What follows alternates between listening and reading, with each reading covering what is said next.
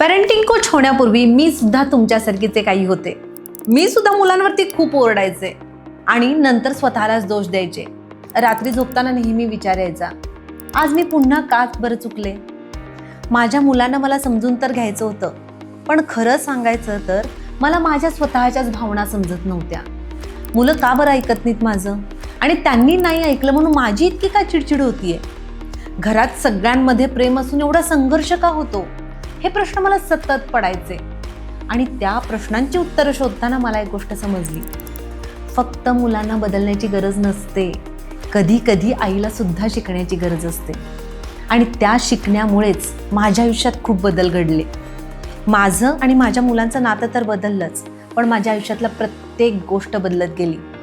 आणि तेव्हाच ठरवलं, जे मला शिकायला मिळालं ते इतर आईंपर्यंत पोहोचलंच पाहिजे. म्हणून मी शिकत गेले, पेरेंटिंग कोर्सेस करत गेले आणि मी पेरेंटिंग कोच झाले. आज मी अनेक आईंसोबत काम करते. म्हणून मी परफेक्ट आई झाली असं म्हणेन का, तर अजिबात नाही. परफेक्ट आई किंवा परफेक्ट पॅरेंट असं काही नसतंच.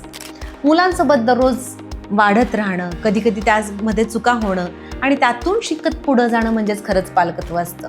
तुम्हालाही काही असे अनुभव आलेले आहेत का, की तुम्हाला खूप राग येतोय, नंतर गिल्ट येतेय? मग तुमच्यासोबत असं होत असेल तर कमेंटमध्ये नक्की हो असं लिहा. धन्यवाद.